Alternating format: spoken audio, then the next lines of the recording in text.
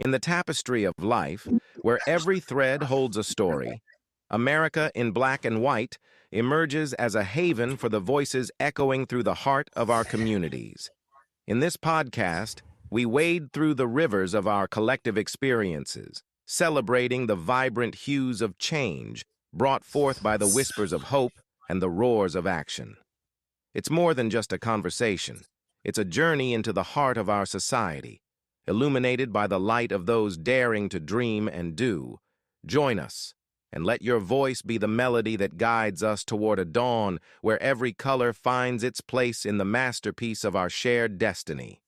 Together, let's paint a future brimming with the positives that dwell in our minds and the actions that shape our world. Good evening. There's a war being waged in America that does not make the nightly news, does not trend on social media, and does not get debated on the floors of Congress with the urgency it deserves. It is a war over something so fundamental, so elemental to the promise of this republic that its neglect is nothing short of a national moral failure. That war is over who gets to be literate, who gets to read, who gets to access the written word, and through it, the power to name themselves, claim their history, and write their own future. Because no mistake in American literacy has never been neutral. From the moment it was made illegal to teach an enslaved Black person to read, the written word has been a site of struggle, of resistance, of liberation, and of deliberate systematic denial. James Baldwin once told us, "Not everything that is faced can be changed, but nothing can be changed until it is faced." Tonight we face something. We face the reality that Black children, immigrant children, and refugee children in cities and school districts across this country are being failed by a system that was never fully designed with them in mind. And Fred Hampton, that brilliant 21-year-old revolutionary who organized rainbow coalitions and fed children breakfast before the government took his life, Fred Hampton has understood something that our school boards are still learning, that you cannot build a movement, you cannot build a community, you cannot build a free people on empty stomachs and empty minds. Literacy is not a school metric, it is a survival skill, it is a revolutionary act. And so tonight, on America in Black and White, we bring you a man who understands all of this, not abstractly, not theoretically, but in the marrow of his practice, in the classrooms he has taught, in the organizations he has built, in the school district he now helps to lead. He holds a PhD from the University of Wisconsin-Madison. He's an adjunct professor at two of the University of Wisconsin system's flagship institutions. He is a voice on the national stage, from the Wisconsin Association of School Boards to the National School Boards Association at Harvard University itself. He is a co-founder of a literacy initiative that is changing lives one reader at a time, and he is a son, a student, a leader shaped by a grandmother's love, by Baldwin's fire, and by Hampton's fearless commitment to the people. Ladies and gentlemen, welcome to America in Black and White. I'm your host, Charles Zachary King, and tonight we are honored, we are privileged, and we are ready to go deep. Please welcome the Assistant Superintendent of Instruction for the Oshkosh Area School District, co-founder of Read More Oshkosh, educator, scholar, and community leader, Dr. Samuel Coleman. Wow, Mr. King, that was a powerful introduction. Thank you for laying the groundwork and certainly for the opportunity to be here tonight. It's an honor. Well, I thank you, and I'm glad that you're here because education is one of the things that we like to focus on the most because we really like to make sure that when it comes to education and teaching our kids for the future, it means more than we could ever imagine. That's right. So I want to first start, I want to thank everyone for being here tonight. Those of you that are here with us every single day, we appreciate you. We love you, and we thank you for your support. Yes. Dr. Coleman, I want to get into the first part that we always do here on the show. Okay. And that is, I like to get to where I like for the audience to get to know a little bit more about you. So we're going to talk about the journey, the origins, and the calling. And Okay. so before we talk about the school districts and national stages, take us all the way back. Where did you grow up, and what was the world that formed you? Yeah, wow. So all the way back, I got to go to 17th Street in Milwaukee, North Side. So I am very much a product of my environment, and I say that with so much pride. The city of Milwaukee, and particularly the neighborhood that I grew up in, the people who were a part of my village and to this day are part of my village, very much shaped the man that I am today. And so I give so much credit to my community, but most importantly also to my grandparents and my parents, who instilled in me a fight that can never be quenched. My grandmother, who's from Kosciuszko, Mississippi, moved to the north and found her home in Milwaukee, and she came to the north from Mississippi with this grand vision of having a life that was better for her children and grandchildren and great-grandchildren than the life that she had in the South. And she sacrificed everything she had for that to be possible. Instilled those values in my mother, and then my mother instilled those values in me. And both my mother and my grandmother instilled this idea in me that education would be the key to my freedom, to my liberation, but also my platform to be a liberator and a freedom fighter for so many other young Black folks in the city of Milwaukee and beyond. Wow. You know, it's leaders like yourself that we always need, is because I think as we think about going into the future, you know, the generations of kids today, you know, they really need a really solid but strong foundation that's teaching them the real things about education, not something that's dumbed down, that's got a whole bunch of nothing, that's telling them nothing that's going to add to their future. And I think for the work that you're doing, you know, it's something that I think people are going to get a chance to learn a lot about tonight, but I really appreciate you for the work that you do. Absolutely. Thank you. And I'll say what my parents and grandparents often told me what education was not what I experienced. They told me, and we'll talk about this throughout our segment tonight, education is this tool for freedom. And I didn't always feel that when I was in school. And I'll talk about just when education felt like it was liberating and when it felt like it was oppressive. The process for me as a scholar and becoming an educator, just going through the university systems, certainly there were times where I didn't feel like those were environments where I was free to be a thinker and a scholar and a voice for my community and my experiences in the ways that the academy would have appreciated. So I'll get into that. But I think what motivates me so much is the idea of education that was planted in my mind was one that I could never stray from. And when I was in educational environments and didn't experience that, alarms were going off saying something is wrong. Something is wrong here, because this is not what my grandmother and my mother said schooling is supposed to be. So we got to do something about this. And that do something about this is what I've been doing for the last almost 20 years. And it's been an honor of my life to serve in this capacity. So you've earned degrees from multiple institutions, and you're currently completing work at Harvard. Yes, sir. But I want to know about the moment before any of that. When did you first feel called to education, not as a career, but as a vocation? As a vocation. So I would say there was a powerful educator, Black woman, mentor of mine. Her name is Trina Gandy. I have to shout her out. She sought me out to serve as a dean at a high school in the city of Milwaukee. And at that time, I was teaching social studies, and it was a job, and it was a job that I was passionate about, but I didn't see it as a vocation in the way that you described it. I didn't see that work as a social studies teacher as the practice for freedom or the practice for liberation. Under Trina Gandy's mentorship and leadership and the vision she had for the school she led as the principal there, she recruited me to serve as her right hand, as the dean.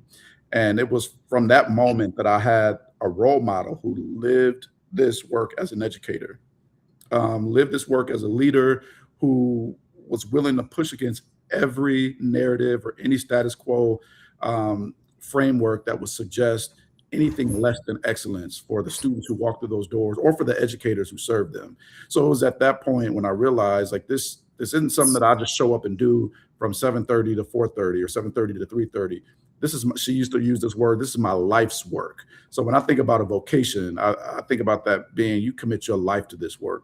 And it was at that point, as a dean in my mid-20s, and I'll be honest, at that time I had so much to learn, and I still do. I still have so much to learn. But it was at that point when living this work as an educator became real for me. And shout out to Trina Gandy for modeling for me and so many other educators what that means. You cited your grandmother as one of the most influential figures in your life. Oh, yes.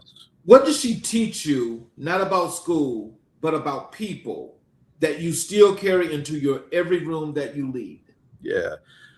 So my grandmother, Miss Mary Lashley, first of all, taught me to love people, and love, not meaning that we always treat people. Sometimes love means you correct people. Sometimes love means you rebuke people. Sometimes love means you serve people. And my grandmother would rebuke me, rebuke me and other folks, the neighbors' kids. You know, my grandmother loved everybody. And she was the type of person who expanded the definition of love. And she would say, I'm telling you this, or I'm doing this because I love you. And if I didn't love you, and if I didn't care about you, I would let you continue in your error. So my grandmother taught me, first of all, how to love. But she also taught me that people won't always receive that love in a way that maybe I saw people receive it from her. People will fight against it, sabotage against it, undermine, all of those things, but you love them anyway. And so through that, I would say my grandmother planted that seed of love.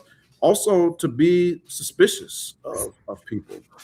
My grandmother broke so many barriers as a Black woman in the city of Milwaukee, working in healthcare, and then from there going on to purchase a home in a Milwaukee suburb at a time where many Black folks weren't able to buy homes in the city of Wauwatosa, which is a Milwaukee suburb. And she was very suspicious of folks who would come around and say, I'm proud of you. I want to be a part of your journey. I want to help you. Welcome to the neighborhood.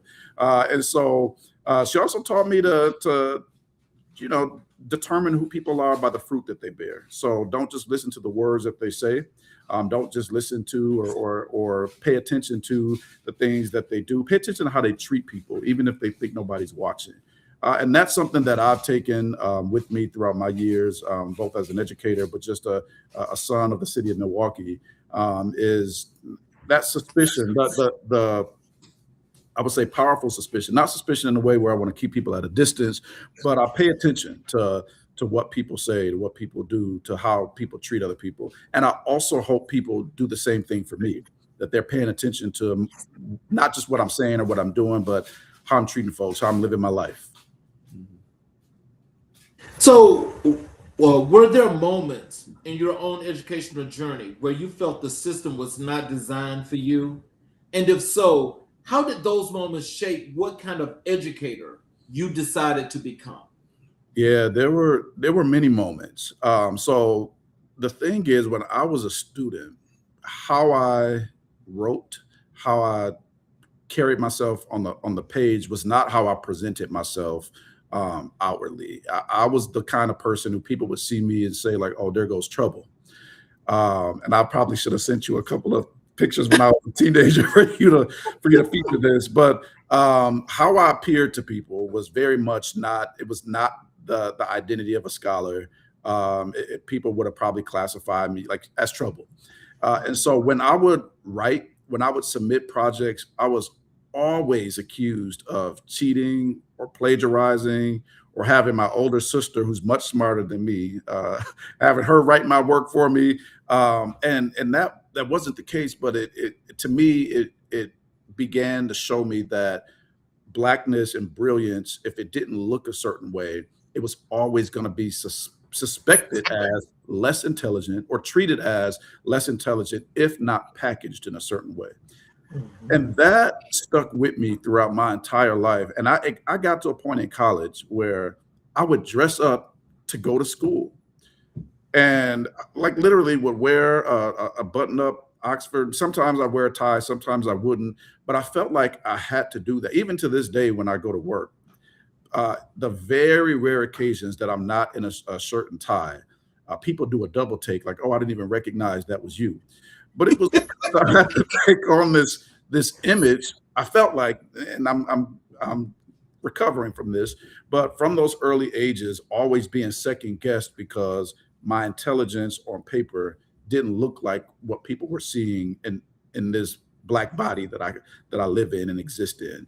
And so that was something that I think as I moved throughout my educational journey, both in middle school and high school, and certainly in college spaces, I've learned how to look the part, so that in people's minds, there wasn't this huge gap between my intelligence up here and then the image of intelligence that many people carry in their mind of how you have to look, how you have to talk. You know, sometimes I'm from 17th Street, so sometimes that comes out when I'm talking, and I have to remind myself, okay, like box it in this way so that people don't treat me as or assume that I'm less intelligent.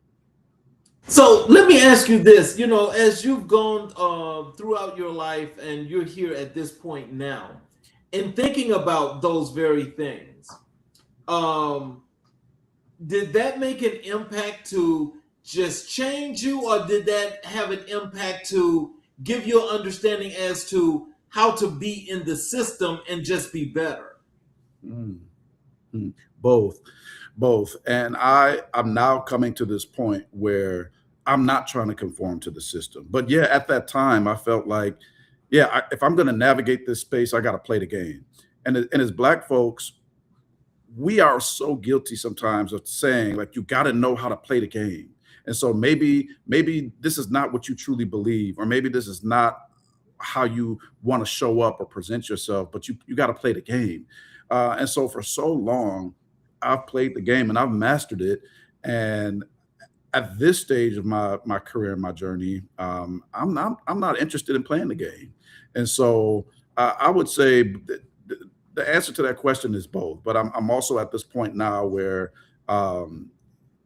who I am and how I present my thinking, how I present my ideas, how I lead is very much rooted in the things that I care about. And it's not always going to be packaged in the ways that people want.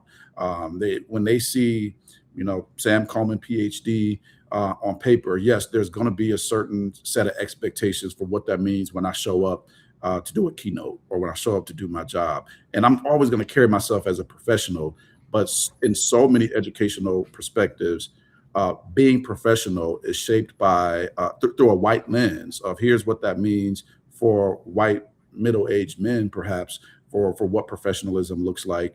But I might have a different perspective. And I'll say, for example, case in point, when I got to my current school district, I was told many times, like, you don't have to dress up and wear a suit here, actually. And because that was the standard of professionalism, throw on a polo, throw on a team shirt.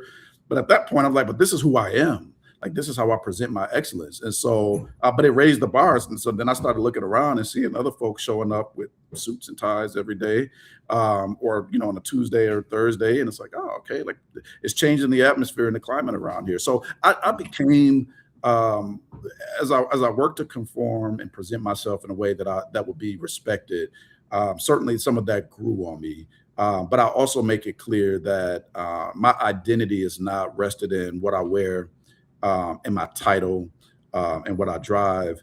My identity is rested in what I believe in and what I fight for, and this vocation that I've committed myself to. Wow. That right there, that's setting the standard. That's impactful, because that means that you were what you wanted to see, and you started to see who you were in those other people. Yep. So, did you ever have to have talks with these individuals, or was it just one of those things that once they understood that this was you, they just started to do this? We definitely had talks, and so I'm the only Black administrator on the executive team in my school district, and we have conversations about identity. And I certainly feel accepted, and I feel like a sense of rightful presence where I serve. But I do get asked sometimes, why do you show up in this way? Why, or you seem so uptight, like just loosen up a little bit. But it's that suspicion though that my grandmother planted. Sometimes it's like I gotta be like I gotta watch my back. But also just I'm presenting myself in this way because this is who I am. So we have those conversations, but I'm fortunate to serve with the team and work alongside people who are curious. And they ask some of these same questions that you're asking me. For the first time when I got to the Oshkosh area school district, my colleagues and community members asked me some of these same questions. Tell me about your journey. Because they hadn't, I'm new to this system, and not just me as a person, but what I represent, what I stand for, the angle that I lead from. And so people are certainly curious, and I appreciate being able to respond to some of those questions with both action and in conversation around here's what I stand for, here's what I care about, here's why I lead in this way. And maybe it comes across as strong, or maybe it comes across as uncompromising or unyielding, but it's because I believe this work is so important. And I don't think education is just about depositing information into kids' heads, and then if they say it back to you, then they've demonstrated some competence. I believe that if we reduce education to that, it dishonors what my grandmother told me education is. This is supposed to be a practice of freedom. This is supposed to be liberating.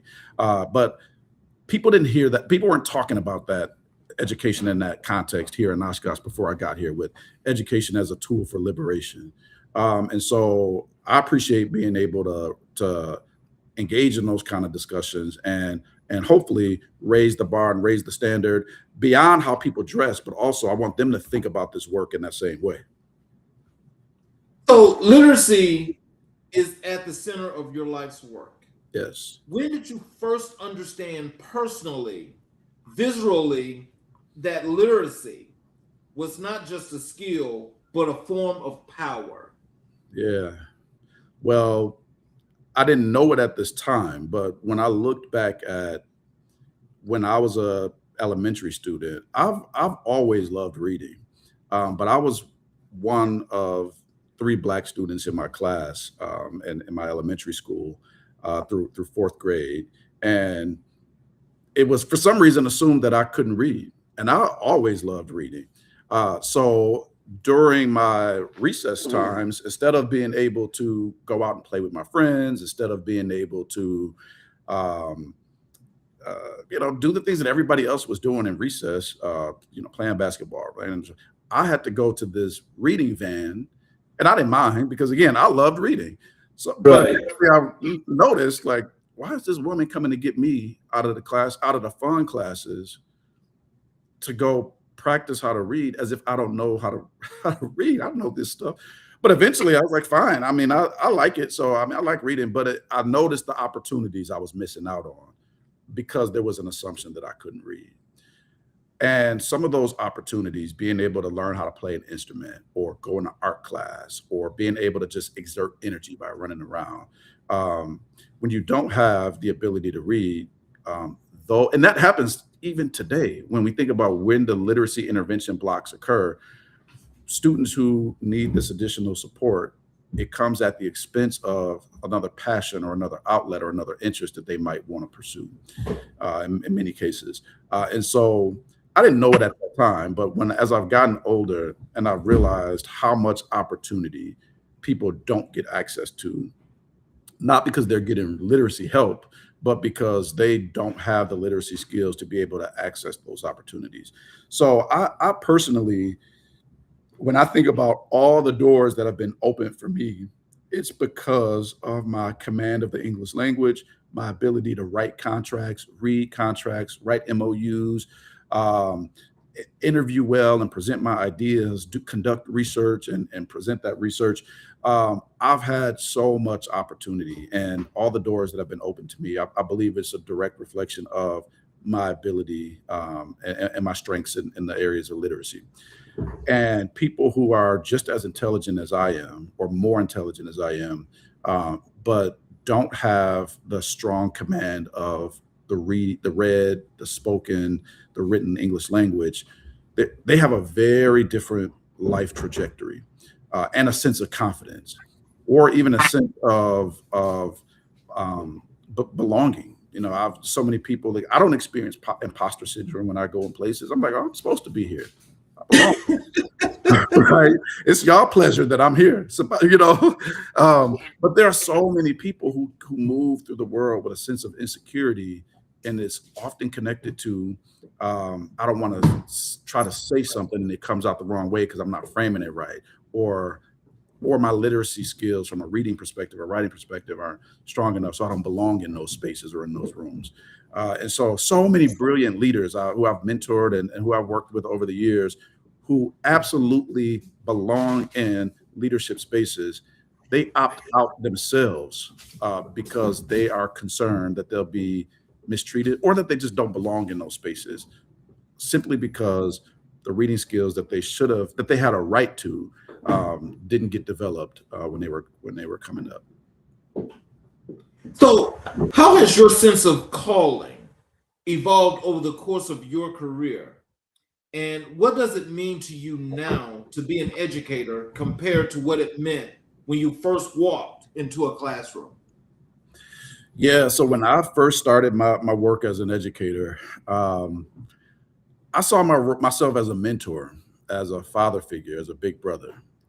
And I was the type of teacher that I never had classroom management issues. So when I would hear people talk about how bad students were, or these students needed to be kicked out, or they need, or they can't come to my class, I said, well, send them to my class. I'd love to have them in my. I just never had those issues because I had a way of connecting with students. They gravitated toward me. The way I taught social studies and U.S. history, and so that was fun for me. And for students who, prior to my classes, hated history, I would always say, "Oh, you're gonna love this class. You're gonna love learning," because I made it interactive. I made it relevant to their lives.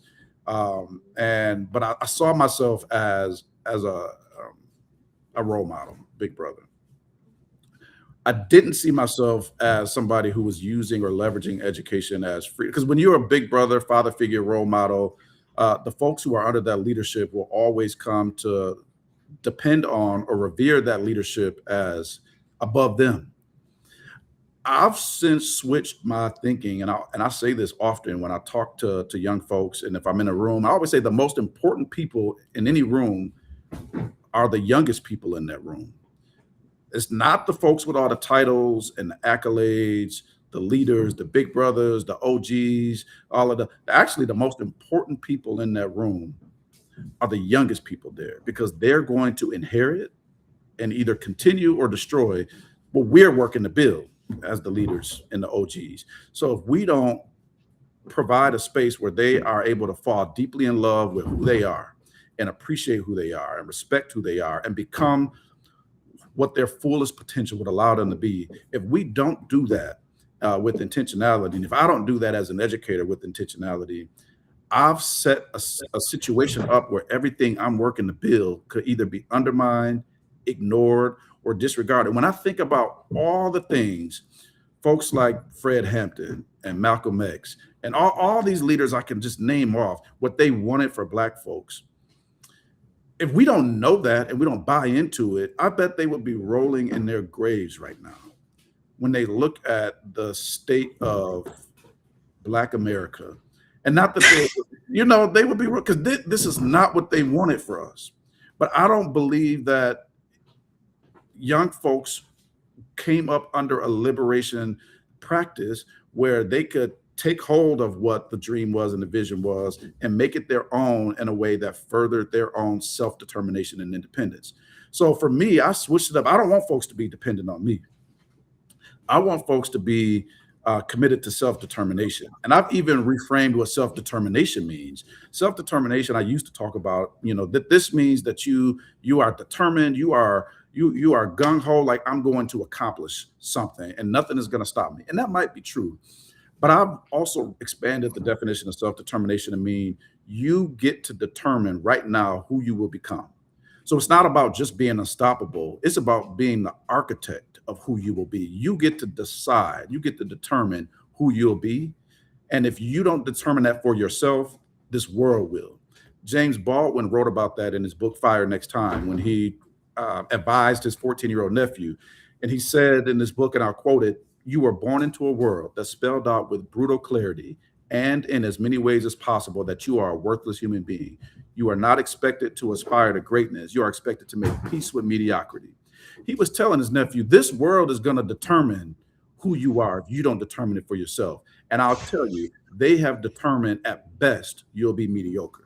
So for me, it's been about empowering and creating the conditions where young folks determine for themselves who they would be if they were to reach their fullest potential. And then they stop at nothing to achieve it. So I have to step back as like the unc or the big bro or the father figure, because people would call me, "Hey, you got $20?" Or, "Hey, can you help me do this?" Or, "Can I get it right?" Nope. I do got $20, but I'm not giving it to you. And here's what you need to be able to do to put yourself in a, and not that I won't help people. I'm generous and I love helping people, but I don't want them to become dependent on me. I don't want them to become dependent on any system or any structure. I want them to participate in community where they are contributing their ideas, their insights, their strengths, their excellence into whatever village or community that they find themselves existing in. And when they plant those seeds, if they have a need, they'll be able to draw from where they planted that. But I don't want folks to just exist and consume and suck up resources around them, and they don't have anything contribute to the world around them. And I think we're raising a generation right now where so many young folks are entitled. Just give me the newest phone, the newest video game system, the newest shoes, the newest outfits, and I don't have to do anything for it. Like, I'm just supposed to get it. And that's and that's not liberation. Liberation is, if you want that, let's make sure that you are in a position where you can have that and you go get it the right way. So that would be my shift, where I shifted from, being the person who wanted to be the answer, wanted to be the leader, wanted to be revered as the way maker for young people, to really saying my role is to walk alongside you and to make sure that you become everything that you were supposed to be, and even better than me. Two things here. First thing is Wednesday night, the show that I did was The State of Black America. Mm-hmm. And as you explained that, it's hard for a lot of people to hear that. Yep. But I so appreciate you for framing that the way you did, because I honestly hope that still, despite the way it's put out, that people understand exactly what it is that you're saying, because it was so true. Yeah. The second thing is, when you and I spoke, and I told you about the educators that I've had on the show, the Black male educators, and I don't want to just keep harping on this, but it's just the truth. For whatever reason it is, and if you can just tell us, how is it that you guys are able to pull out and be so successful, impactful in your classrooms, where you have other instructors, teachers, whatever you want to call them, are always making this construment of a problem child? I have to think and attribute that to the women in my life, and particularly the Black women in my life, because they saw something in me that they didn't see. They didn't see the problem child. They saw potential, and would often remind me, because I had a journey of time in my life where I fed into that narrative, where I was seen as the problem. So I said, okay, if you want a problem, I got you. Like I could solve your problem. And I did slip into that that self-fulfilling prophecy type of narrative.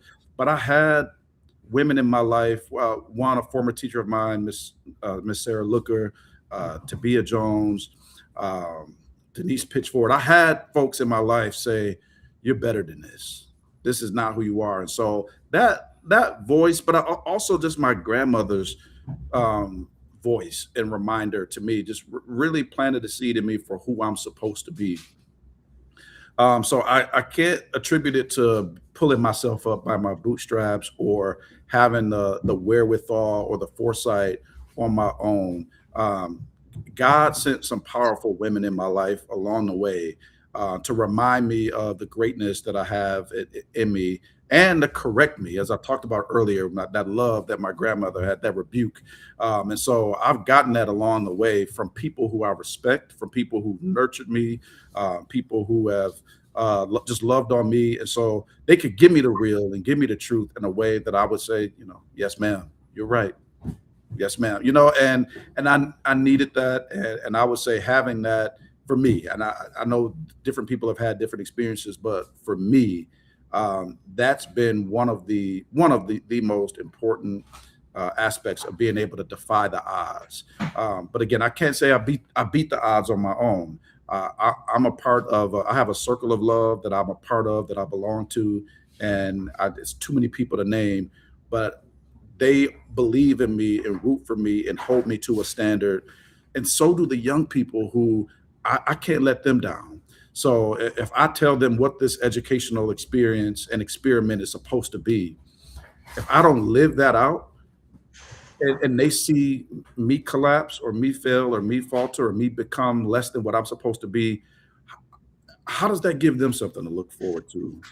If the one person who said this is what education is supposed to be, if that's not what it is to me, and I believe in this thing, then I let them down. And so I also attribute my students also have been the driving force behind overcoming and conquering and persevering through times where I could have become part of the other side of that statistic. And again, I'm not saying that I've walked a perfect life. Actually, I'm glad that I haven't, because I want people to know that I've gone through some of the same struggles or encounters, experienced racism, experienced profiling, experienced frustration, working in institutions that didn't respect or appreciate my Blackness. I've gone through all of that, and I've crashed out, as the young folks call it sometimes, but I remember who I am at the core, and I've been able to come back to that. And so I won't say I beat the odds, but I'll say I'm a part of a village and a circle of love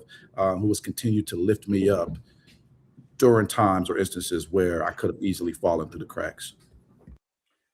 Let's talk a little bit about literary giants James Baldwin and Fred Hampton, which are so dear to you. James Baldwin once said that the purpose of education is to create in a person the ability to look at the world for themselves. That's right. How do you see Baldwin's philosophy showing up in the work you do day to day in Oshkosh, Wisconsin? Yeah. Well, I ask young people who they want to be and who they're supposed to be in the world. And I ask that over and over again, because most times, the first time they're ever put in a position to think about that is when they're hearing it from me.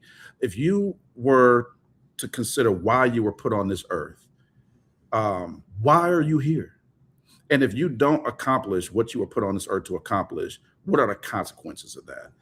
And I ask people to think about that from that. Sometimes they say, I want to be an athlete and make $1 million and all that, things that are self-serving.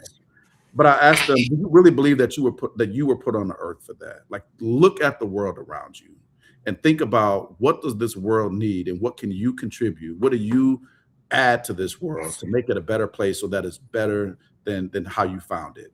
And I just believe in being able to leave any environment we go into better than how we found it. But we first got to be able to see it for what it is. We got to be able to see it for the good, the bad, the ugly, what's possible, what has failed, what hasn't worked, what might work. We got to be able to see it for all of that. And we have to be able to see our place in that, our rightful presence in that. And so I would say when I show up here in the Oshkosh Area School District, I unapologetically name and articulate what this world and what this space is around me for the way I see it. And other people may not see it in that way. They may say, you know, this is a utopia. This is this great place. And Oshkosh is a beautiful city. I chose to be here. But we are not by any stretch at the very best we can be. And we have to be able to acknowledge that and figure out what's my role, what's your role, what's your role. How do we get to become the very best that we can be? And so that's a question that I pose when I work with other leaders, whether that's on the city council or other educators or entrepreneurs who are thinking about ways to make this community better. I'm grateful to be respected as somebody they go to and just say, tell me am I seeing this the wrong way? And I say, no, I'm not saying you're not seeing anything in the wrong way. This is your perspective. This is your lens. I will offer you another perspective to think about, but we got to be able to see for ourselves the situations we're in. And that's what James Baldwin was getting at is a seed will be planted for you and to tell you how we see that happening right now in America. And I won't get into too many details where we could see something with our own eyes and another narrative will say, oh, that's not what you're seeing. No, you need to be able to see for yourself what's happening. Don't be deceived and told that what you are looking at with your own eyes or what you're hearing with your own ears is not what you're seeing or hearing. And so I call those things out. And for whatever reason, people seem to respond to it in a productive way. So as long as that continues to be the case, I'm going to continue to do that. Baldwin wrote across genres, essays, novels, plays, always with this fierce, loving insistence on truth. Yeah. As an educator, how do you use that kind of intellectual courage as a model for your students and the teachers you train? Yeah. So as an educator, both when I was in Milwaukee, when I was in Virginia and Oshkosh, I would show people James Baldwin clips because that man was so unapologetic in his writing, but also in his interviews and the way he would rebuke and get folks together, but also call folks to a higher standard. And he would sit there with his cigarette and just say, here's the problem with America. He would just start out, here's the problem with America. Or here's the problem with, I remember an interview he was doing and somebody was saying, what do you think white people think about Black folks? And he went on to say, I don't know what white folks think about Black people, but what I do know is Black people have been advocating for the same jobs, opportunity, freedom. So I don't know what they think about Black folks, but what I know Black folks have been fighting for has been this, this, and this. And we're still fighting for it. But the fact that he said it without a flinch, without apology, and he was right, and he did it in a way that I think brought people together. And I think that's why so many white scholars and intellects, gangsters, artists, folks in the theaters, when I study all the spaces James Baldwin moved through in Harlem at that time, and in other countries even, I often wonder, how did he get into these spaces? Who invited him? Did they really know what they were getting when they invited James Baldwin into these spaces? Because he's about to give them the truth and then go on about his business. Mm-hmm. And he was so eloquent and poetic, but also spoke with a sense of conviction. And I aspire to be that way too. When I am in certain rooms and spaces and I'm an unlikely guest in those spaces, I don't show up and conform to those spaces and tell people what they want to hear. That wasn't James Baldwin's style. I'm not here to tell you what you want to hear. And I'm also not here to provoke you to resist what I'm saying, but I'm going to hold this mirror up or tell the truth in a way that it lands with hopefully open arms or on ears that then will turn into action. And so that's been something that I aspire to be like, and I demonstrate that first through my actions. But I show people these James Baldwin clips to say, this is who I'm getting this from. So if when I come across in such a way that, speaking truth to power and doing so with this boldness and with this courage. And I also expect and hope that folks, particularly young Black folks, will do the same thing. And James Baldwin just did that in spaces. And this is no knock to other leaders in the civil rights movement at that time, but they were talking to people who already agreed with them in many of these spaces that they were going to. James Baldwin went into places where folks had a very different opinion and a very different stance, and he went into those environments and said what I believe needed to be said and what he believed needed to be said. And I'm inspired by that. I gotta say, he walked into the lion's den. That's right. And he was able to walk out. It was able to walk out. You know, I know some of those things that you mentioned. I do remember the documentary that they did on him, I'm Not Your Negro. Negro, yes. Yes. When I watched it, that was more than profound. And I do remember that one clip, he was on the talk show with the cigarette and the audience that looks nothing like him. Yes. And he gave them what he needed to give them. Absolutely. Yes, sir. I took my nephews to go see that in Chicago. At that time, when it first aired, and just young folks who I've mentored and brought up, I always introduced them to James Baldwin's work. And it came out, I think maybe on a Tuesday. And I said, Chicago's about an hour and a half drive from Milwaukee. So I said, we got to go down there. And the whole car ride back, there was 4 of my nephews, and they all talked about how they wanted to be like that. Like, man, I wish just one day I want to have that kind of courage to just say what needs to be said. And, you know, I was just like, if I got nothing else out of, I mean, the powerful film, and those who haven't seen it, I'm Not Your Negro, it's important to watch that, because I often have to say that to myself and to folks around me, like, because I am in so many white spaces, I have to remind folks, I'm not here to tap dance. I'm not here to put on I am not your Negro, right? And so, and sometimes folks are invited into certain spaces because it's like, we want entertainment, or we want a provocateur. We want somebody who's going to tap dance and perform I ain't here for that.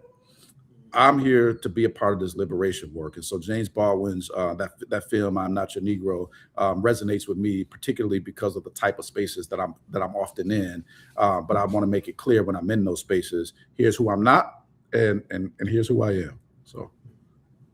So Fred Hampton was organizing rainbow coalitions at 20 years old, feeding children, building across racial and class lines, centering the community's survival. What does Fred Hampton's legacy teach you about what school leadership should actually look like?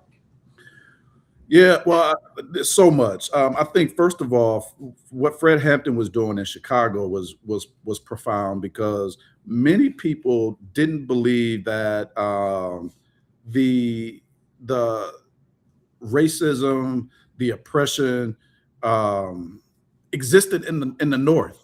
So when people thought about oppression and injustice and the marginalization of Black folks, their minds automatically go to the South.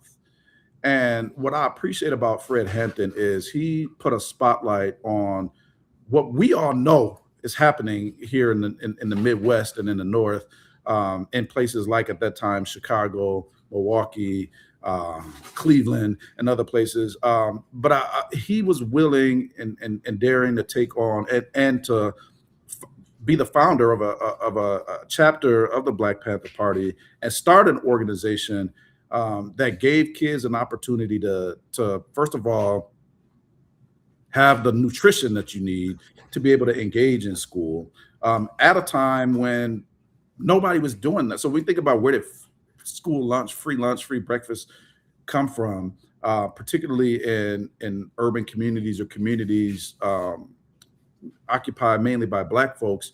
Fred Hampton had a vision and a dream for that before folks were writing grants. There wasn't a federal grant to come and provide that. There wasn't a free program to do that. That was community that came together and did that. And Fred Hampton believed in the power of community. And while he acknowledged institutional failure, he didn't stop at, let me critique the institutions.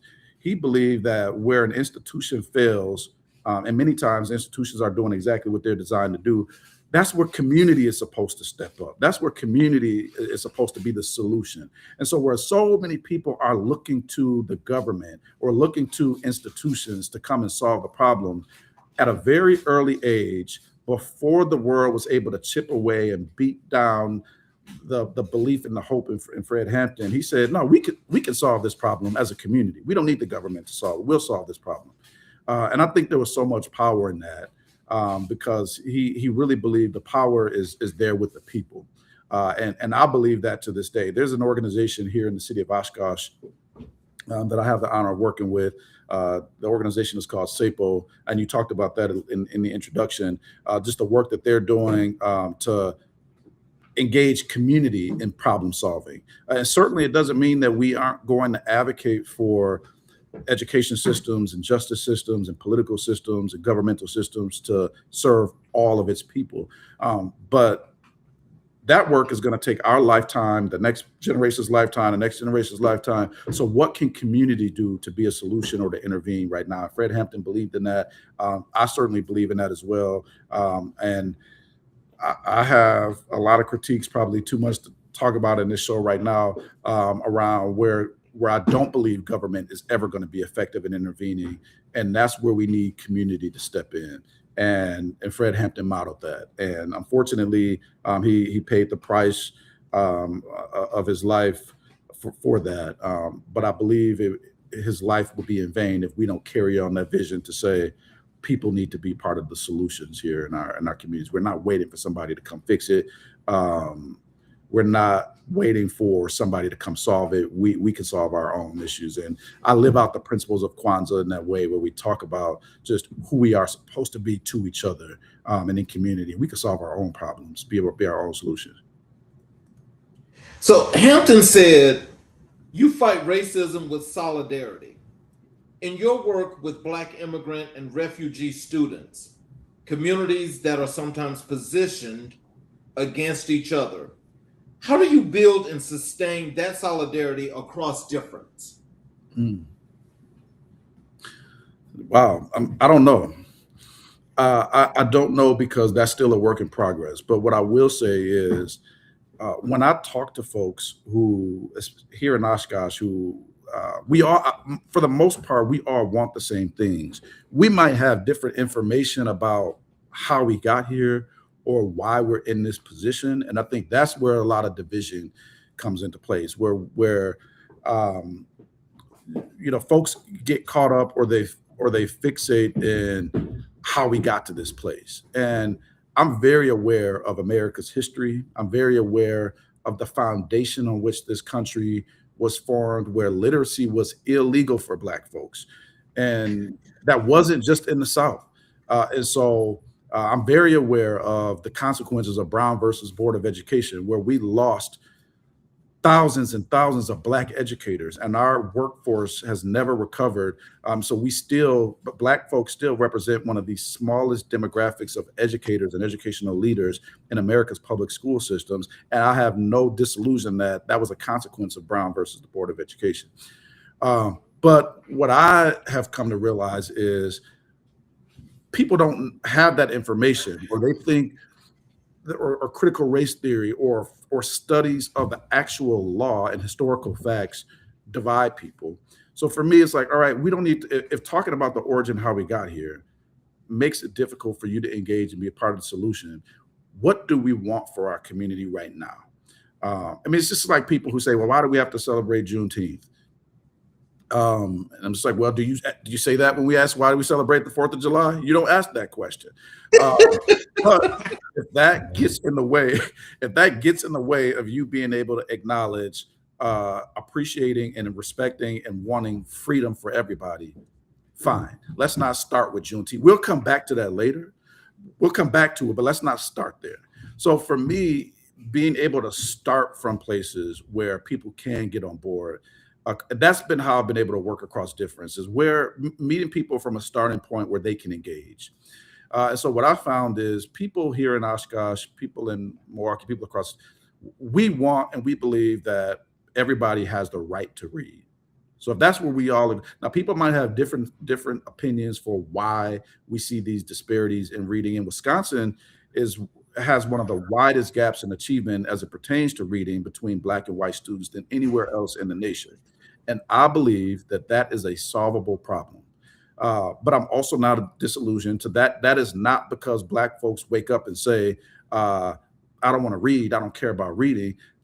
When we have that type of outcome for so many years in a row, that is a outcome of a system or a set of systems. And whether or not I can get people to agree with that is not my fight anymore. My fight is, do you agree that everybody has the right to read, and that particularly Black folks and immigrant folks and students with refugee background are not reading at the same level as their white peers, and that is a problem? Do you agree that that's a problem? And most people will say yes. All right, great. Do you believe there's a solution to that? Most people will say yes. All right. Would you like to be a part of that solution? That's where it's like, then that's like, well, I don't know. And then people will weed themselves out. And I think that's why when I said, I don't know, I'm still figuring that out, how to work across difference, because the people who want to be a part of the solution, they'll opt in and say, yeah. And the folks who stop at that point and say, well, that part I don't know, but then I invite them to think about, so if we don't correct this and if we don't solve this issue, what does that mean for this community? What does that mean for the future of this community's workforce? What does that mean for the vitality and the viability of this community, for opportunity development, for opportunity access, for like, what does that mean? And are you okay with that? Because if you opt out, you're not part of the solution. Let me just be clear. And I'm clear about that, like James Baldwin would have. If you don't want to be part of the solution, there's no neutral ground in this. So then you are part of the problem that we're trying to solve. So position yourself in this issue where you may. So I'm still working on that though. And I will work with anybody across any racial, political, socioeconomic background, ability, whatever. I will work with anybody who wants to help make sure that all students, and especially Black and brown students, have the right to read, and they read at the levels at which would give them access to opportunity. And whoever wants to be a part of that work, let's work. So both Baldwin and Hampton were met with institutional resistance, one by literary establishments, one by the United States government. How do you navigate institutional resistance to the kind of change you know is necessary in education? Yeah. Well, let me start with how I used to navigate it and where I am now. So I used to navigate that resistance by fighting against it and calling it out. And that was my way of saying, like, all right, see, that's what I mean. Here's the racism. Here's the example of institutional racism. And by being able to spotlight and call that out, I had hoped at that point that more people would say, yeah, like this is racist. Like, this shouldn't be happening. But what I found was, it was like, I don't know if that's racist. That might just be one person, or that's a one-off, or so being able to talk about institutional racism. So we talk about Fred Hampton and James Baldwin's institutional oppression and racism that they encountered and navigated. Me calling out what I see and what I know is institutional racism was not helpful. What has been helpful, though, is to lay out facts, just lay out data. As a researcher, and part of my PhD, my dissertation work was looking at schools who have these missions around justice and equity, and even strategies to close gaps in achievement, or they're receiving money from the government to close gaps in achievement. Are you really doing that? What does the data say? So let's lay out who has access to AP course, advanced placement courses, who has access to who's getting suspended at higher rates, who are you hiring, who are you firing, who are you, like, really getting into, like, what do the facts say? And so when I've been able to lay out and let the data tell the story instead of me calling it out, I found that to be much more compelling and inviting for people to say, yeah, all right, Houston, we have a problem here. But me telling the story and calling it institutional racism hasn't been productive. And I don't have to call it out. I'm at a point now where it's like, everything that I know, I don't have to say it out loud. But there are ways for me to provide the evidence of what I see as problematic and allow people to come to their own conclusions, or allow people to opt into the solution. So even if they don't come to a conclusion of how we got here or why this is, do you want to solve this or do you want to change this? And if so, let's get to work and let's change it. So both Fred Hampton and James Baldwin, they took on these, they critiqued the systems, and they were able to, from their platforms and their positions, speak truth to power and critique the systems. And they did it while not working within the systems. I work within an education system. I work in this structure. I chose to become a part of the structure to change it. And so I have a responsibility to critique it, but I also have a responsibility to help develop it. And just think about if you're raising a child. If you are always criticizing that child and telling that child what they're doing wrong or where they're failing or where they're messing up, that child is not receiving that information in a way that's going to make them become the best version of themselves. And I'm going back to my grandmother's rebuke, where she talked about what needed to be better and where the mark was missed. But she did it in a way that nurtured and inspired me to be better. And so I think when I become a part of the systems, my job is similar, where I do need to call out and rebuke, but I also need to protect, to nurture, to love what's working and what's right in these systems as well. So, and I'm walking this fine line of, as, a radical, people give radicals this label of, you want to burn everything down and tear it down. But people who have these radical ideas, these big ideas, Bell Hooks, for example, who wrote about education being the practice of freedom, people called her a radical at that time. And she wasn't trying to burn anything down. She was trying to create something. And I think people give radicals this label of like, burn it down, where they're really like, no, I want to plant something here. I want to create something. I want to build something. And so that's what I'm doing in this work is through my critique, but also through my nurturing is I'm not trying to destroy the system because I'm in it. And so are thousands of other students. So if this thing gets destroyed and we're all in here, it collapses on top of us. But let's build something better. And maybe we build something better and then we don't need this old system anymore because we built something better. And then we can destroy that once we have something better to move into. And so I'm at a point now where, you got to build before you destroy. And I want to build something that works for every taxpayer who supports this system, every community member who is impacted by our systems. And I'm not just narrowing that here in Oshkosh. I care about every educational structure in America. And whether that's public, private, charter, all of it has to work for our young people. And I want whatever option parents choose or whatever situation students find themselves in. The students don't choose to go to school. The compulsory attendance laws say you have to go to school. So wherever students have to be, like Bell Hooks envisioned, this should be a place where students are creative thinkers. They're able to activate and tap into the brilliance that exists in them and in the world around them. And this work as an educational experience or project is liberating for them. That's what I want for every single student in this nation, for every student in the school district where I serve. And I believe I have a responsibility and a role to play in that.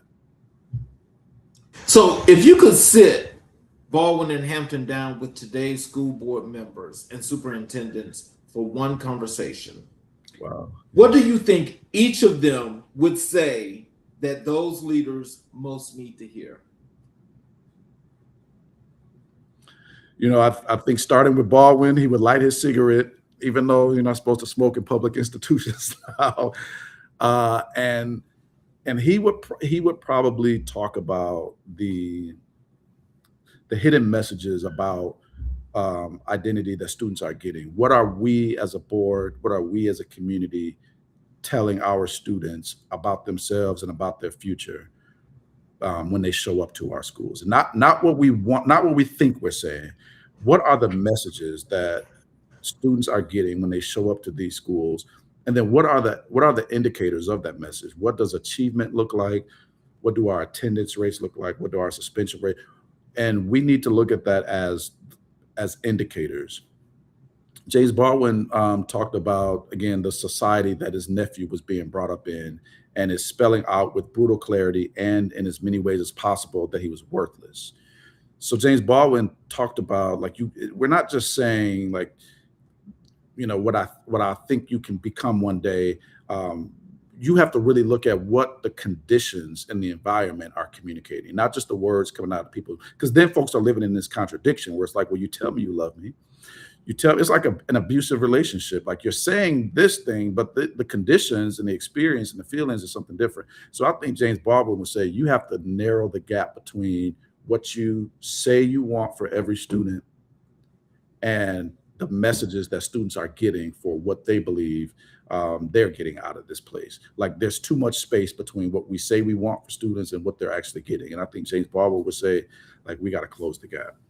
I think Fred Hampton would talk about, for school board members who represent the community, school board members are elected by the entire city, whether people have kids in the system or not, whether they've ever gone to the system or not. When folks show up to the ballot and they see a school board member up for election, they have the opportunity to choose who's going to serve and lead this system.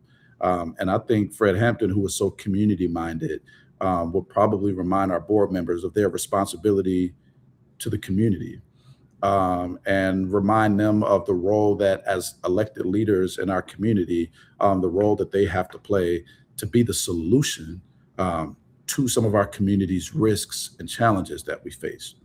And so many school boards across our nation function in a way where they have one employee, and that's the superintendent. So the school board members, they supervise the superintendent. And that is what the laser focus often becomes. But I would broaden that and say, and I'm on the board for a parochial school in the city of Milwaukee, and I think about what my role is in community. So it's not just to supervise the leader of that institution. It's also being a part of the solution in community, because as Fred Hampton resolved, like, the solution is actually going to come from the people. And oftentimes the people are the ones who are voting and electing school board members to do something, where really it's like, no, you don't just vote for me and I come in and fix it. Like, we have to do this together.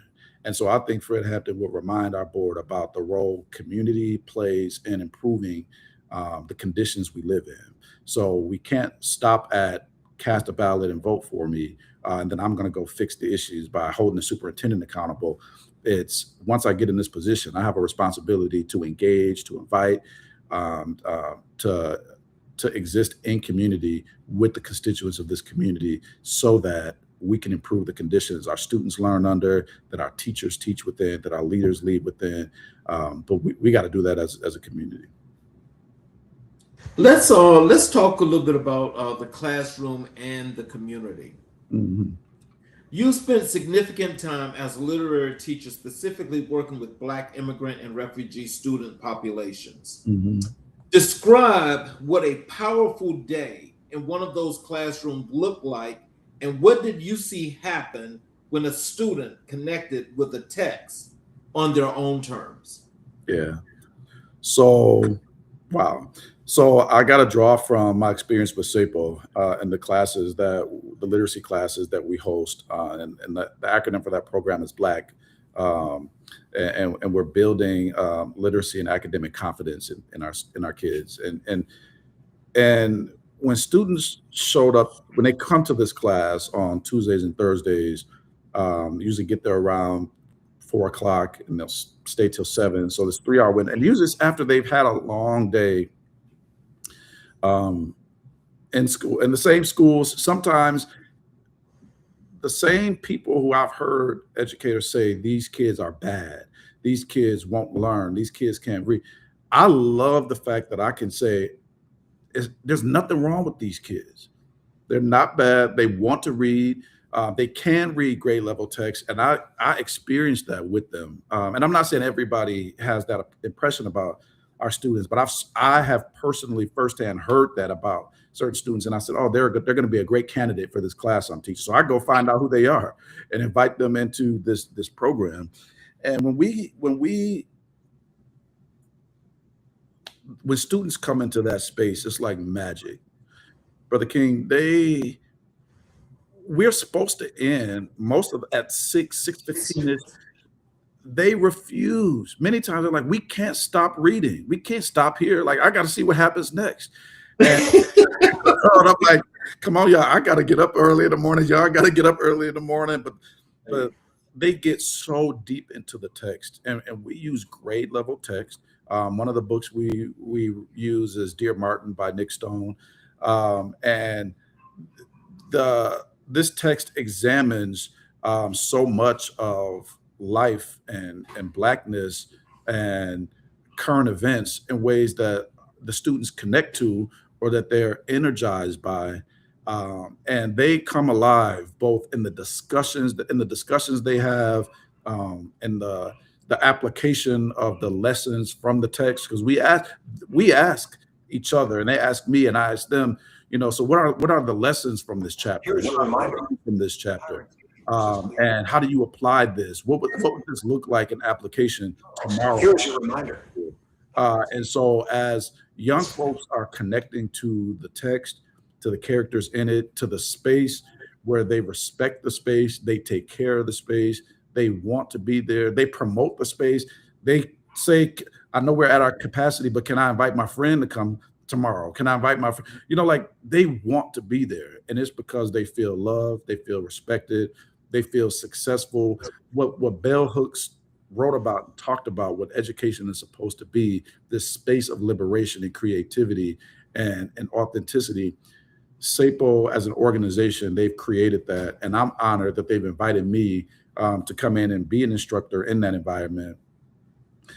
Because the students deserve, and I believe they deserve the credit. Like, I can't say it's what I'm creating. They have that brilliance in them already. They have that intelligence in them already. And it's my honor to be able to be in a space to see that brilliance on display, and to help create the conditions where that brilliance can come to the surface for our students. Culturally responsive pedagogy has become a buzzword in education circles. Yeah. But you've actually lived it. Yep. How do you distinguish between educators who use the language of culturally responsive teaching and those who have actually made it the architecture of their practice? Yeah, shout out to Gloria Lanson Billings. She is the pioneer of culturally relevant teaching, culturally relevant pedagogy. She taught at the University of Wisconsin. I've had the opportunity to be a student of her teaching, to see her speak.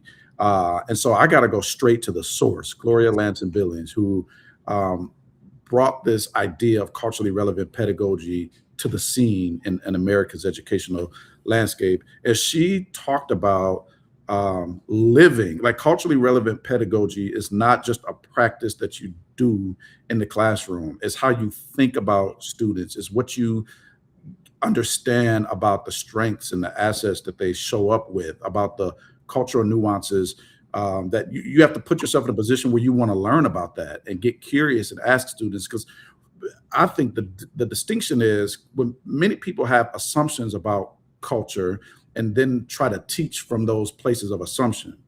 Whereas Gloria Lanson Billings talked about learning, appreciating, respecting, valuing, and being curious about culture and identity, and experiences that students show up with, and figuring out how to make what the teaching and learning experience is relevant to that culture. And the only way that we do that is we engage the students in that process. So I, as an educator, as a Black man from Milwaukee, my idea about culture is limited to my lived experiences, unless I put myself in a situation, in positions where I immerse myself in other people's culture. Lisa Delpit writes about other people's children. Like, we got to get to figure out who's showing up to our classrooms, who's showing up to our schools, and what do they need in these environments. And if we ask students what they need, or they're showing or demonstrating to us what they need, it's our job to be responsive. So this is the part around, like, culturally responsive, culturally relevant. We then have to adjust our curriculum, our teaching style, we shouldn't have our desks set up in rows like tombstones in these classrooms when students show up. Like, that ain't how kids want to learn. That's not how. So part of the culturally responsiveness, culturally relevant is what does the setup and the environment look like when students come in here and learn? Do we use music? Do we use poetry? Do we use call and response? Do we use art? Are students expected to contribute and demonstrate their own brilliance and knowledge, or am I the keeper of all the knowledge that I'm just imparting it into them? So Gloria Ladson-Billings and her work around culturally responsive pedagogy talked about this isn't a practice that you do. This is somebody this is who you become. You live this. I mean, and you talked about this earlier from a vocation perspective. So you have to live a sense of radical love for the people who you teach, the people who you serve, and that includes recognizing their culture, recognizing their identity. And I'll say this then so that I can criticize some of our administration in the government right now, where they say like our unity is our strength, not our diversity. And I believe this notion of unity being our strength suggests that we have to ignore culture, we ignore identity, and we all assimilate around one mission or one value or one vision for what America is supposed to be. And I rebuke that.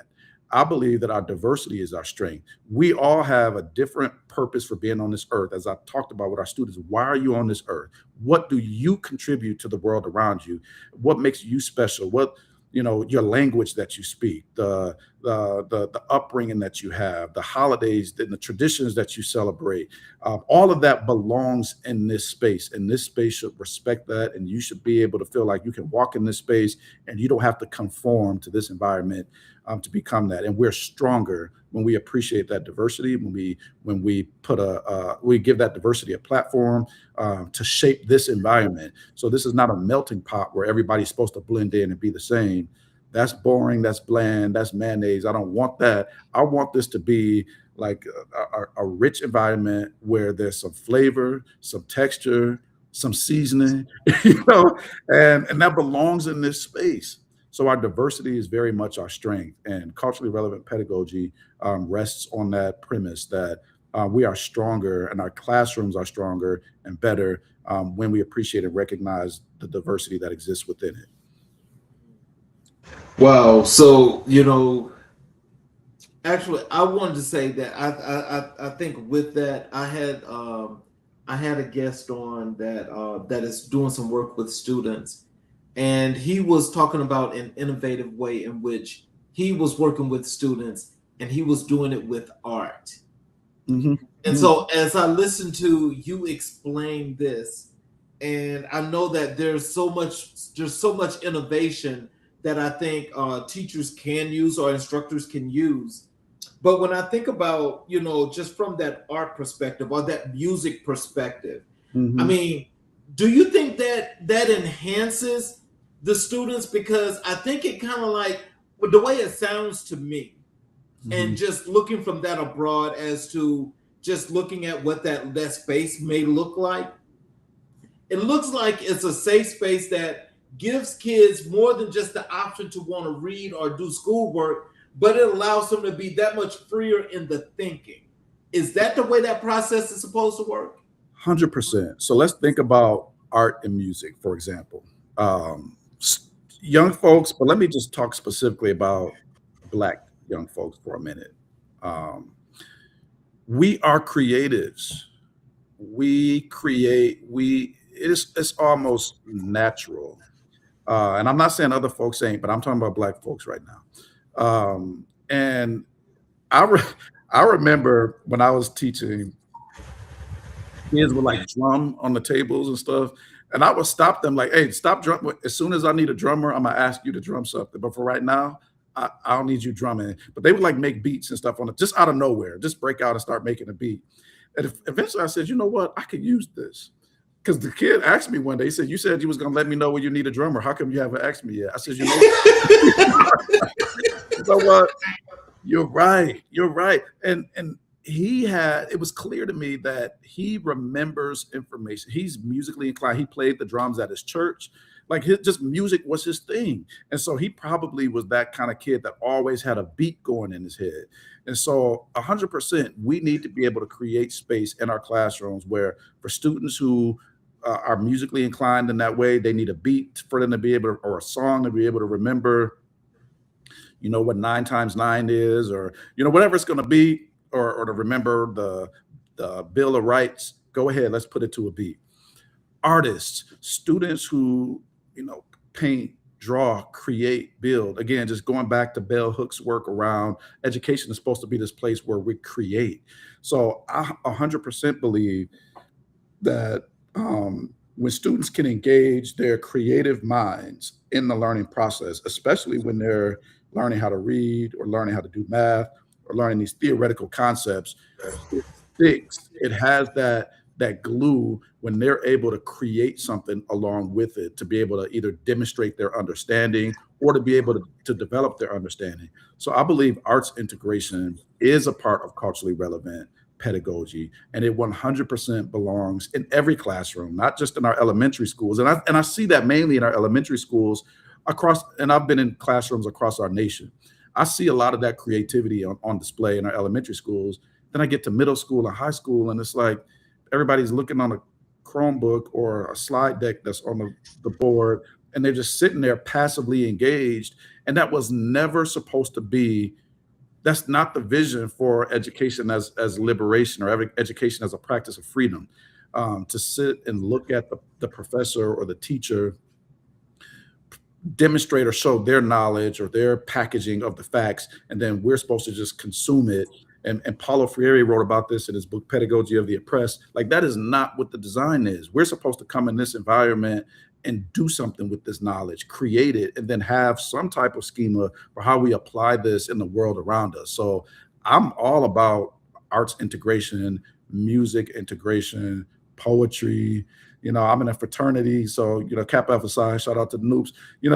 If you could do a step with this, go ahead, like put a step with it. Whatever you need to do to build community in the classrooms, groups. If we need to create tribes within the classroom, and I think Black Greek fraternities and sororities help add to that, because it's like, yeah, we all have the same mission, but we do it from a tribal lens where it's like, this is our group, this is how we see it, this is our group, this is how we see it, but we all are going toward the same mission. We can 100% create that in classrooms. When I was a teacher, I had a step team in the youth fraternity, and the kids who folks said were the bad kids who needed to be kicked out, when they gave me the list, that became my youth fraternity. And they had no issues once they joined Strong. Shout out to Strong Hearts. Once they joined and became part of this community, they felt the sense of belonging. All of that, I believe, belongs in our classrooms, belongs in our schools, and it enriches and gets us closer to the mission of education being a practice for freedom. So, look, I want to make sure I'm mindful of your time. I want to do. I got all night. Okay. I want to be mindful of your time. Yeah. So I want to do now a rapid fire round. All right. Okay. And so, when I give you this question, I need the first thing that's going to come to your mind. Okay. All right. Are you ready? Let's go. The book that cracked you wide open, the one that changed the entire direction of your thinking. The Bible. James Baldwin's line that lives inside your chest, the one you keep coming back to. The very moment I thought I was lost, my dungeon shook, my chains fell off.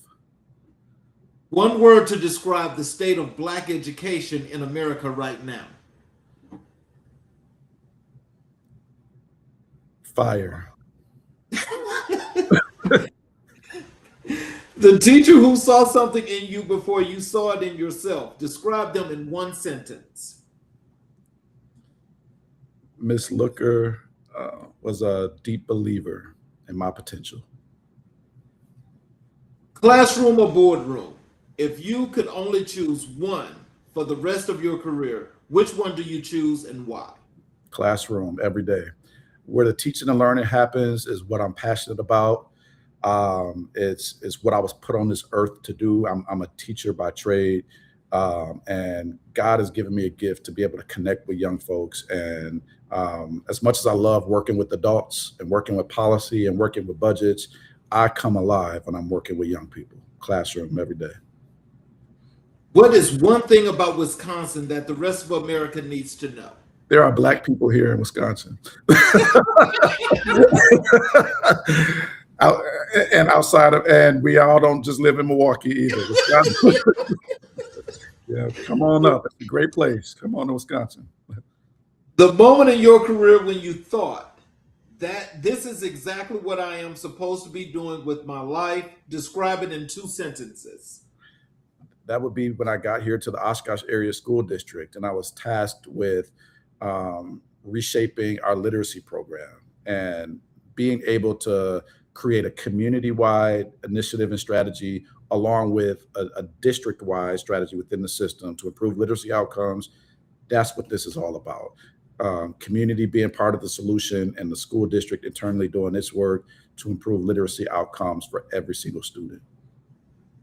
If Fred Hampton were an educator in 26, what subject would he teach? Ooh, it wouldn't even be it would be the subject of resistance and community engagement. I think that's what the class would be called, resistance and community engagement. Yeah. Finish this sentence. Every child deserves a school that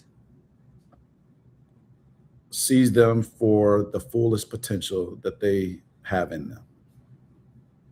What is the last thing your grandmother taught you that you are still learning how to fully live?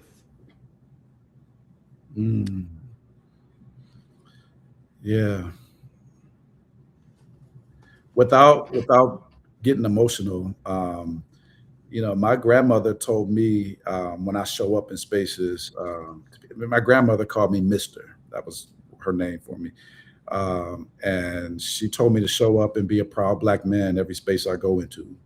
And I do carry that pride, but there are times where I question if my Blackness led in that space that I showed up in. But that was something my grandmother wanted me, even my license plates say, you know, say it loud. So the number S8 loud, say it loud. I'm Black and I'm proud. Like that was, my grandmother was, you know, be proud of your Blackness.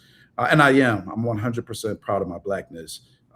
And my grandmother wanted me to be sure to carry that into every space I go into so that other folks would see me and see the Black excellence that exists around us. And I think sometimes I show up in spaces and people see me as an exception to Blackness. Oh, you're not one of those, you know, and I want to make sure that I show up in these spaces where I'm just like, no, we all have brilliance in us. I'm not the exception. I'm not different from the rest. Like we collectively as Black folks, you know, we need to be proud of who we are, proud of where we come from and proud of where we're headed. So I'm still living that out. I'm still figuring out how to do that. And I probably will until the day I die. Well, we definitely going to have you back. Before, you know, and in closing, what are some words of wisdom and encouragement you'd like to leave for our audience, as well as tell them how to connect with you via your social media, your website, any of those good things that you'd like for them to know? Yeah, best way to connect with me and stay current on the work that I'm doing is through LinkedIn. It's at Sam Coleman, PhD. Then you'll be able to connect with the work that I'm doing, some of the research that I'm a part of, some of the articles that I'm publishing. So LinkedIn would be the best way. I think words of wisdom, just going back to what's at my core, is literacy and education, particularly, it is the lever for opportunity. And it is not limited to just pre-K-12. Literacy and reading, I believe, is a lifelong skill that we should be able to use to access opportunity, but also to have fun. Reading is supposed to be joyful. It's supposed to be a release, a place that we can go to see ourselves or to see another part of the world or access spaces that only might exist in books for us right now. And I would just encourage everybody to read more. That would be my advice. Well, before I close, I'm going to need, do you have a couple of minutes that you can hang around after I close the show? Yes, sir. For those of you that have been with us throughout and watched the entire show, I appreciate you for being here, and thank you for being so supportive of the work in which we are accomplishing in all of our communities. So in closing, I want to say, for any of you that are watching on any of our channels, especially the YouTube channels, if you have not, subscribed. I ask if you will please support us by subscribing to the channel, as well as enabling all notifications where you're able to catch the shows when they go live, as well as you're able to go back and watch all of the previous recorded content that we have created here for this show. So in closing with this wonderful monologue, tonight on America in Black and White, we sat in the presence of something rare, a person whose credentials are extraordinary, but whose character is the real curriculum. Dr. Samuel Coleman did not just answer questions tonight. He modeled something. He modeled what it looks like to be shaped by love, his grandmother's love. What it looks like to be sharpened by truth, James Baldwin's kind of truth. What it looks like to be animated by purpose, Fred Hampton's fearless people first purpose. He showed us that excellence in Black leadership is not accidental. It is built, it is chosen, it is returned to every single morning. We talked about classrooms and boardrooms, about PhD programs and community foundations, about a child in Oshkosh, Wisconsin, who picks up a book and discovers, maybe for the first time, that they exist in literature. That someone thought their story was worth telling. This is what Read More Oshkosh is doing. This is what Dr. Coleman is doing in the district office, in the university lecture hall, on stages at Harvard and National School Boards Association, and tonight, right here with us. He is insisting calmly, brilliantly, persistently, that every child counts, not as a metric, not as a test score, as a human being with a future that this country has a moral obligation to protect. So here I call to you tonight, America. Follow Read More Oshkosh, support the work. If you're an educator, take what you heard tonight back into your classroom tomorrow morning. If you are a parent, fight for your child's right, not just to pass a reading test, but to fall in love with language. If you are a policymaker, a board member, a philanthropist, get in the game. The children are not waiting for us to finish debating. They are in classrooms right now. This has been season 4, episode 111 of America in Black and White. I'm your host, Charles Zachary King. Like, share, subscribe, and tell somebody. We'll see you next time, because this conversation, it is just getting started. We will see you guys tomorrow morning, tomorrow afternoon, shall I say, on Changing Trends and Times, as we have episode 2 of our 4-part medical series of healthcare in underserved communities. You guys have a great night.